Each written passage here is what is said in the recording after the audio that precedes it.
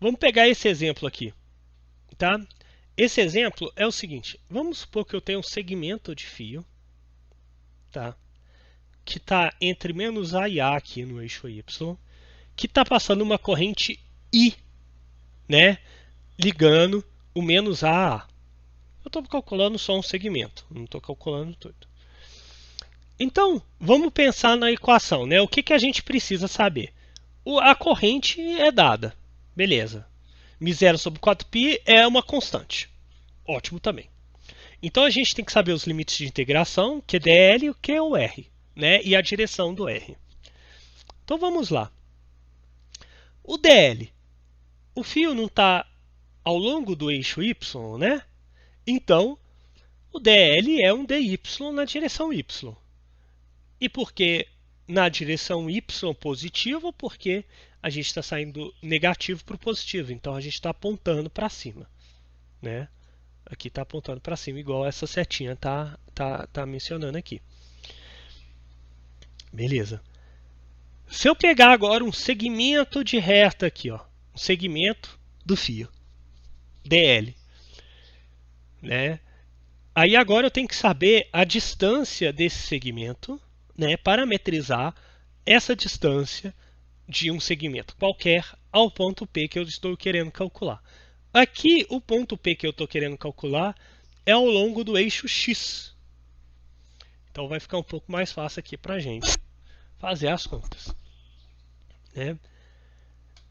Veja que uma das coisas interessantíssimas que acontece aqui é que, independente do segmento de reta, o campo magnético aponta na mesma direção.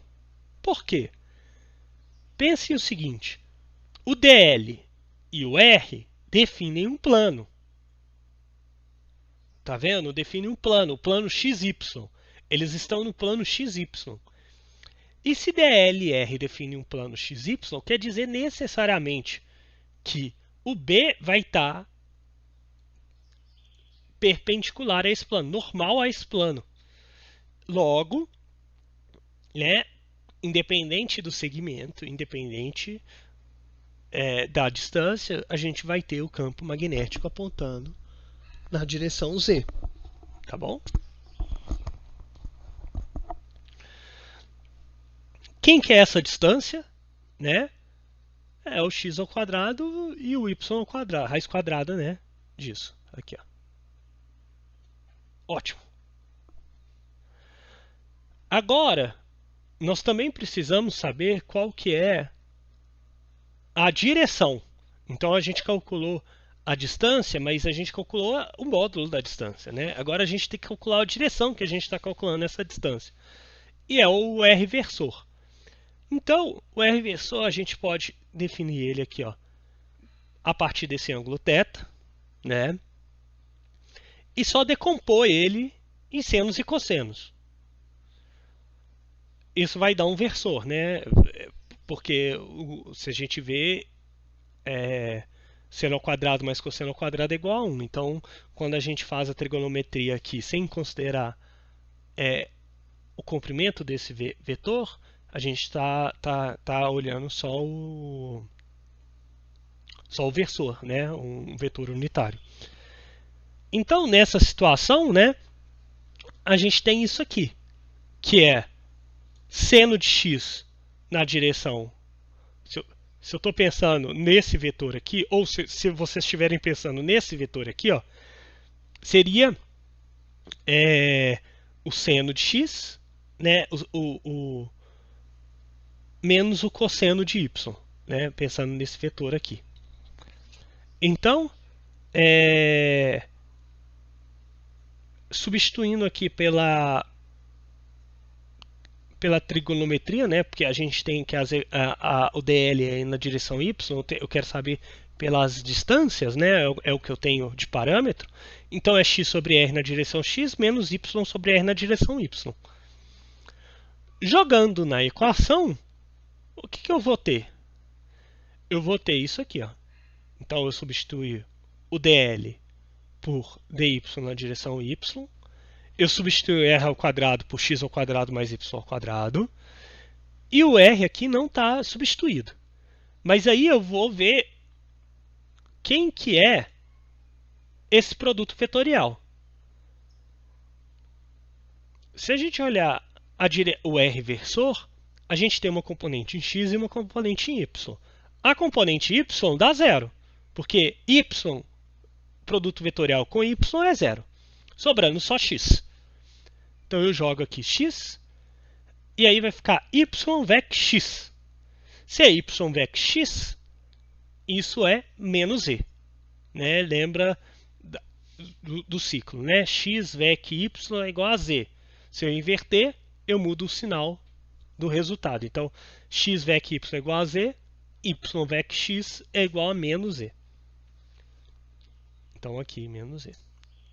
Né? E aqui eu substituí x sobre r já, né? X sobre r, aí deu aqui a raiz quadrada ao cubo, né? 3 meios, elevado a 3 meios. E quem que são os meus limites de integração? É o tamanho do fio, né? Se o fio está indo de dy a menos a, então quer dizer que eu tenho os meus limites de integração de menos a. Essa integral aqui é meio complicada de resolver, então já vou dar o resultado. Tá? A gente tem que o resultado é isso aqui. Tá? 2a sobre raiz quadrada de x ao quadrado mais a ao quadrado, onde a é o segmento do fio. Tá? Então a gente tem essa solução aqui. Se nós fizermos que a vai para infinito, tá? A é tão grande que eu posso ele é muito grande, o fio é muito longo, tá?